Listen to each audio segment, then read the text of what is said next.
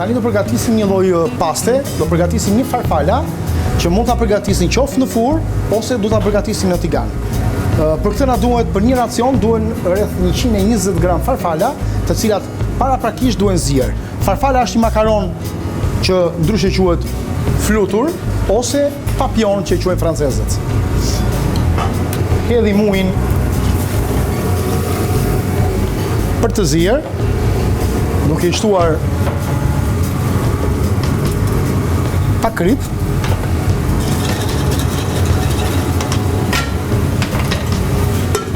E lëm disa minuta të zihej uji dhe pasi uji ka filluar të zihej, ne vetëm kur shikojmë që uji zihen, atëherë ne duhet të hedhim makaronat për të zier, pra farfale në këtë rast, llojin e pastës që ne kemi përgatitur për ju.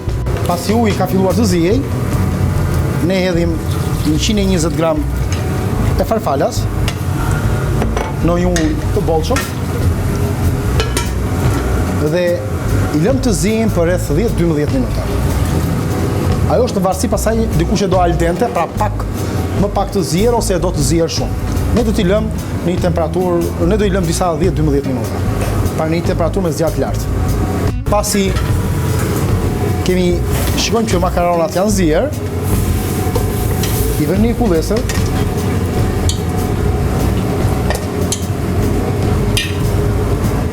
dhe i lëm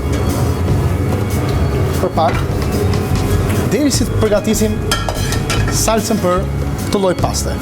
Për këtë lloj paste na duhet pana rreth 200 ml. Na duhet qumësht.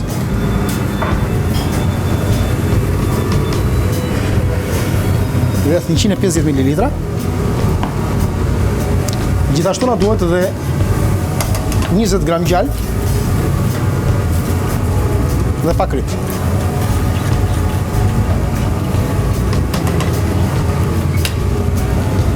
Sa fillojnë që të lidhet ky produkt, marrim pak spinaq, pra rreth 40-50 gram spinaq, marrim një kokorvez, i hedhim pak qumësht, i hedhim pak pana kuzhine, i hedhim pak kopër, pak piper të zi dhe pak krip. Edhe e rrahim me një telenësh.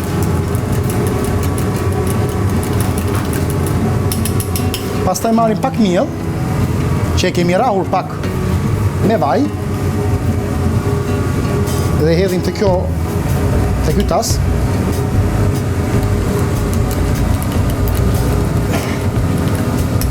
Derisa të trethes e trazojmë. Gjatë sa kohe hedhim makaronat në tigan.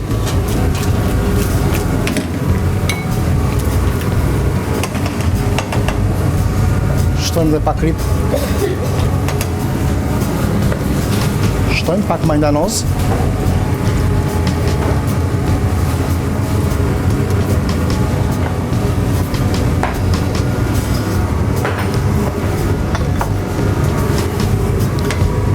E ngrëm temperaturën derisa pasta është al dente për momentin, por derisa të lidhet bashkë, ne shtojmë në momentin që ka filloj të zihej edhe 10 gram shafran,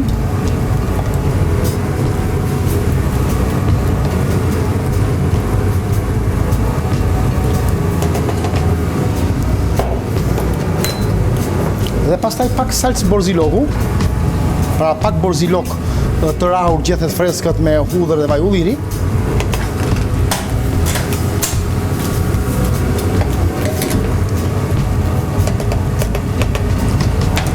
Sa fillon lidhet, ulim pak temperaturën dhe hedhim masën tjetër të produktit.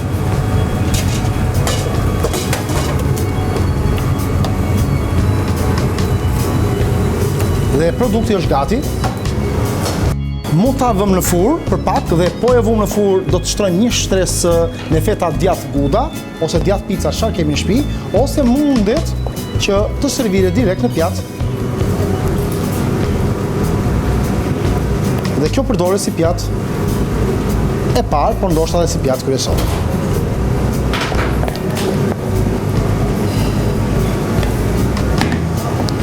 Së fumi hedhim edhe pak erza dhe djath parmixhan të grirë. Mund ta zbukurojmë ndoshta me piper të kuqe ose sipas dëshirës. Edhe pjata është gati për të ngrënë. Ju bëf mirë.